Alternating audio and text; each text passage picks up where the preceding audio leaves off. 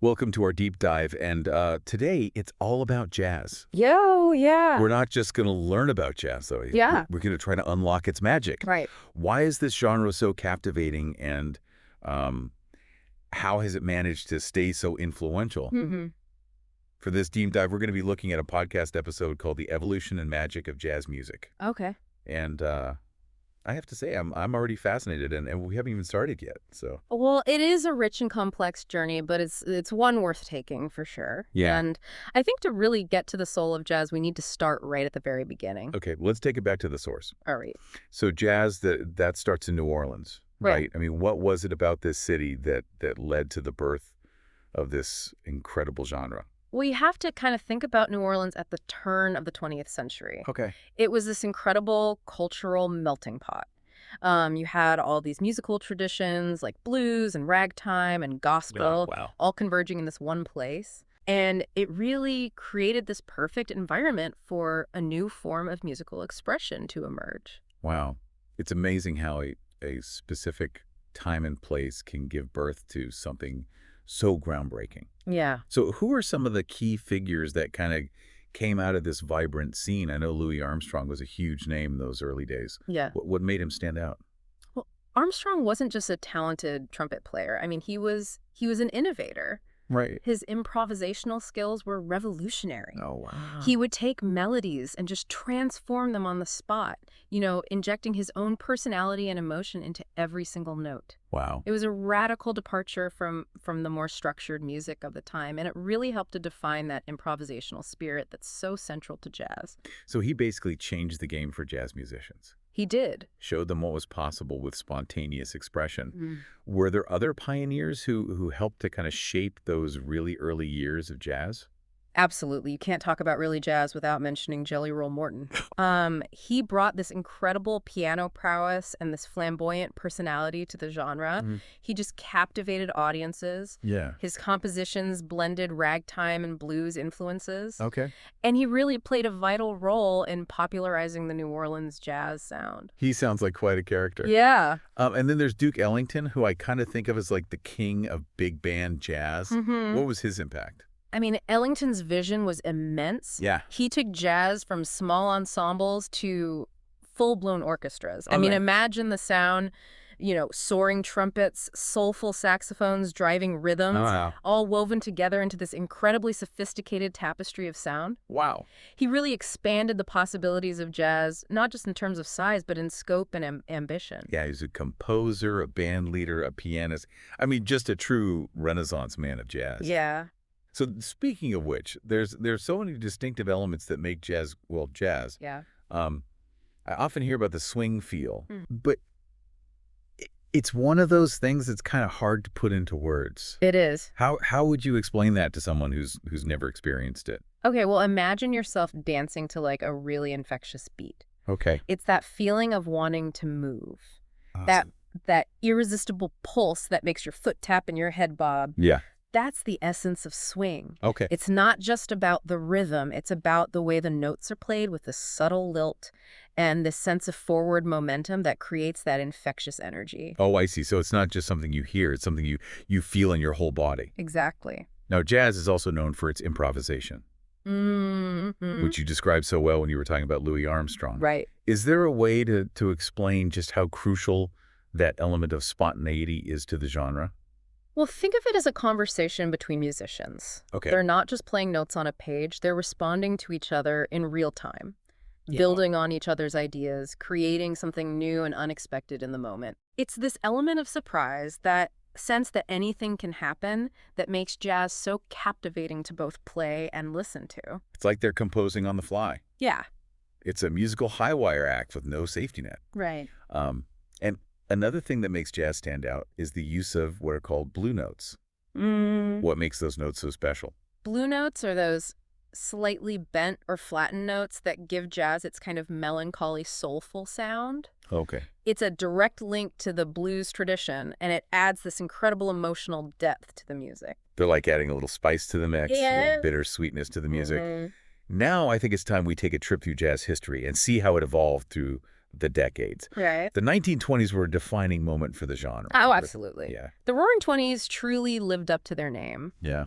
This was the era of big bands, flopper dresses, and this newfound sense of freedom after World War I. Right. Jazz became the soundtrack to this era of exuberance. So those pioneers that we were talking about, Louis Armstrong and Duke Ellington, they were right in the thick of it all. Oh, they were superstars. Yeah. Their music filled grand ballrooms and dance halls across the country. Wow. And their recordings spread the sound of jazz far and wide. Wow. The energy and excitement of their music captured the spirit of the age perfectly.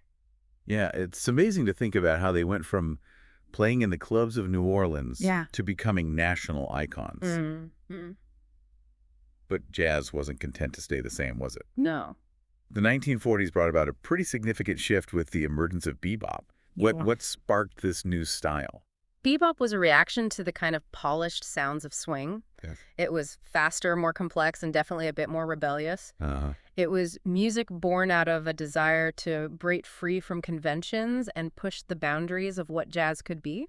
So it was a departure from the big band sound. Definitely. Who are the key players driving this new sound? Well, bebop was all about virtuosity. Imagine Charlie Parker, a saxophonist who could play with lightning speed and dazzling technique. Wow.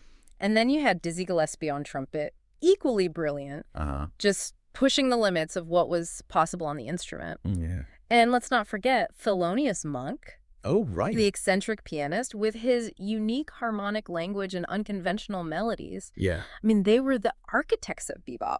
Wow. And their influence on jazz is still felt today. Yeah, they were the rebels with a cause, Mm-hmm. taking jazz in a bold new direction. Yeah. So from the fiery energy of bebop, where did jazz go next? The 1950s and 60s seemed like a time of cool introspection, am I right? You're right on the mark. Okay. The 1950s and 60s brought about a shift towards a cooler, more introspective sound. This was the era of Miles Davis, Right. whose trumpet seemed to whisper tales of urban sophistication. I've heard so much about Miles Davis's Kinda Blue album. Yeah. What made it so groundbreaking? Kinda Blue was revolutionary. It was a departure from the complex harmonies of bebop. Good. It focused instead on mood and atmosphere. It relied on modal scales, which gave the musicians more space to improvise and explore. And it resulted in this incredibly beautiful, meditative sound that was unlike anything that had come before in jazz. Yeah, it's considered a masterpiece, isn't it? It is. So while Miles Davis was exploring this cool, spacious sound, were there other artists who were pushing the boundaries of jazz in different directions? Absolutely. This era also saw the rise of John Coltrane, Okay. a saxophonist who took jazz on a spiritual and deeply personal journey.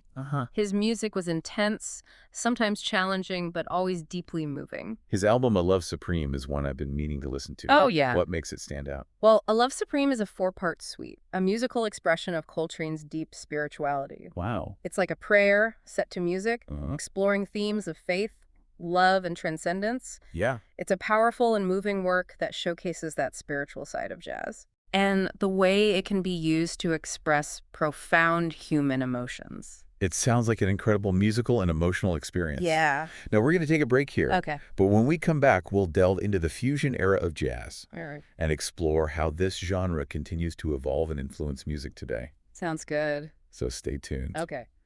Welcome back to our deep dive on jazz music. And we've traveled from those early days in New Orleans through bebop and the cool sounds of Miles Davis and John Coltrane. Right. You've painted this incredible picture of jazz's evolution, but it doesn't stop there. No, not at all. What happened in the 70s? Well, the fusion movement. The 1970s saw jazz embrace new sonic possibilities with the rise of fusion. Okay. It was a time of experimentation where artists blended jazz with elements of rock, funk, and R&B. So it was like jazz was breaking down genre walls and incorporating all these different influences. Yes. Was that controversial at the time? There were definitely purists who felt that fusion was straying too far from jazz's roots. Right. But for many, it was an exciting evolution, a way to keep the music fresh and relevant. Yeah, I can see both sides of that. Yeah. It's always interesting how a genre evolves and sometimes sparks debate among fans. Right. But some amazing artists emerged from that fusion era. Yeah. What were some of the names that define that sound? Well, Herbie Hancock was a pioneer. Okay. He brought his funky keyboard skills to the forefront, Uh-huh. blending jazz harmonies with these infectious grooves. Right. Think of his iconic track, Chameleon. It's a fusion classic. Oh, yeah? And then there's Chick Corea, Right. a virtuoso pianist who seamlessly blended jazz with Latin rhythms and even classical influences. I love how you can hear those different genres woven together, Yeah. creating something totally new. Mm-hmm. I'm already thinking of artists today who seem to have those fusion influences in their music. Yeah. But before we jump too far ahead, I'm curious, we've talked about all these different eras and artists. Yeah. But what about the instruments themselves? Right. What makes the sonic experience of jazz so unique? Well, the instruments in jazz are like voices in a conversation. Okay. You've got the trumpet with its bright soaring sound, Uh-huh. the saxophone's soulful cries, Yeah. the piano's harmonic richness, Right. and that rhythmic foundation laid down by the double bass and gions. I can almost hear them all playing together right now. Yep. Each instrument has its own personality, Mm-hmm. but they also blend so beautifully. Yeah, And of course, we have to talk about improvisation again. right. I mean, it's not just a technique. It's really at the heart of jazz, isn't No, it? absolutely. What makes it so special? Well, improvisation is what makes every jazz performance unique and alive. Okay. You know, it's that moment when musicians step out of the written structure and create something new on the spot. Yeah, it's like controlled chaos, isn't it? It is. Musicians reacting to each other, feeding off each other's energy. It's exactly. You mentioned earlier that jazz was like a conversation. Mm-hmm. I can really hear that now. Yeah, and it's a conversation that includes the audience, too. Oh, wow. You know, you're listening, reacting, Yeah. feeling the energy in the room. Right. That's the magic of a live jazz performance. You Yeah, know, there's yeah. this connection that happens between the musicians and the listeners. You've made me want to go find a jazz club tonight. Well, you should. But jazz isn't just about beautiful music, right? Right. It has this incredibly rich history intertwined with social and cultural change. Mm-hmm. Can you talk about that aspect of the genre a little bit? Well, jazz has always been a voice for the marginalized, Yeah. particularly within the Black American community. Mm. It emerged from a history of struggle and resilience, and it provided a platform for expressing those experiences. Right, and there's that iconic Billie Holiday song, Strange Fruit. Yeah. It's such a powerful example of jazz being used to address social injustice. Mm. Can you tell us more about that song and its impact? Well, Strange Fruit is a haunting protest song about the horrors of lynching in the American South. Right. It's a stark reminder of the dark side of American history. Yeah. Holiday's raw emotional delivery made it even more impactful. Wow. It's not just a song, it's a statement. Mm. It shows how jazz can be used to confront difficult truths Yeah. and spark dialogue. Right. And even beyond that specific song, jazz has had a broader influence on culture, hasn't it? Oh, for sure. Yeah. Jazz has left its mark on countless other genres. Like what? Well, think about the Beatles. Okay. You can hear elements of jazz in their harmonies and rhythms, Yeah. particularly in their later work. Yeah. And then there's Joni Mitchell, who incorporated jazz improvisation into her folk songwriting. Wow, you're right. Yeah. I never really thought about it that way Mm. before, but those influences are definitely there. Mm. And even today, we see artists like Kendrick Lamar blending jazz samples and instrumentation into their music. It seems like jazz has this ability to constantly reinvent itself while staying true to its roots. It does. What do you think about jazz's future? Hmm. What do you think will shape the next chapter in its story? Well, that's the beauty of jazz. It's impossible to predict where it will go next. Right. But I think we can expect to see even more cross-pollination between genres, more experimentation with technology, Yep. and a continued exploration of how jazz can be a voice for social commentary and change. You've given us so much to think about. Yeah. From those early days in New Orleans Mhm. to the global phenomenon it is today. Mhm. Jazz has shown us the power of creativity, resilience, Mm. and the enduring human need to connect through music. It has. It's a journey that's far from over, though. No, but it's never. Jazz will continue to evolve, surprise us, and challenge our perceptions of what music can be. Right. So for all of you listening, remember that this is just a starting point. Mm-hmm. We've given you some key insights, but there's a whole world of jazz waiting to be discovered. There is. So seek out the artists we've mentioned, explore different eras, Mm-hmm. and listen with open ears and an open mind. Definitely. And most importantly, don't be afraid to get out there and experience jazz live. Right. There's nothing quite like feeling the energy of a live performance Mm-hmm. and witnessing the magic of improvisation unfold in real time. Absolutely. Because jazz is more than just a genre of music. It is. It's a living, breathing art form that invites us to participate in its ongoing evolution. Right. So keep those ears tuned, those feet tapping, and that heart open to the endless possibilities of jazz. Yeah. Because the story of jazz is still being written. That's right. And you, the listener, are now a part of it. Welcome back to our deep dive on jazz music. Oh, yeah. It's remarkable how jazz has traveled from those backstreet New Orleans clubs to concert halls all over the world. Yeah, it really has. We've explored its evolution through different eras, from the energy of swing to the introspective sounds of cool jazz. Right. And the experimental spirit of fusion. Yeah. And along the way, we've encountered some true musical giants. Oh, yeah. But as you mentioned, it feels like jazz is constantly in motion. Yeah. Absorbing new influences, reinventing itself. Yeah. What are some of the things that are shaping jazz today? Well, I think one of the most exciting things is how technology is influencing the genre. Yeah. You have artists using electronic instruments and incorporating elements of hip-hop electronica, even ambient music. Oh, wow. It's really pushing the boundaries of what we traditionally think of as jazz and attracting a younger generation of listeners. It's like that fusion spirit from the 70s is still alive and just taking on new forms. Right. I'm thinking about how we talked about jazz being a global language. Are you seeing that reflected in how the genre is evolving in different parts of the world? Absolutely. One of the most fascinating developments is the way jazz is being reinterpreted in different cultural contexts. For example, in Japan, you have this thriving jazz scene that blends traditional Japanese music with American jazz influences. It's a unique and beautiful hybrid. Yeah, I've heard amazing things about the Japanese jazz scene. Oh, yeah. What about other parts of the world? Are there any specific regions or countries where you see particularly exciting things happening in jazz? Well, South Africa has a vibrant jazz scene with a rich history. Okay. It's a melting pot of musical styles, incorporating elements of African rhythms, traditional folk music, and American jazz. Oh, wow. And then in Brazil, you have this incredible fusion of jazz with samba and bossa nova, Oh, yeah. creating a sound that's both sophisticated and irresistibly danceable. It really feels like jazz is this ever-expanding universe, constantly evolving, pushing the boundaries of creativity. It is. It makes me wonder, where do you see jazz heading in the future?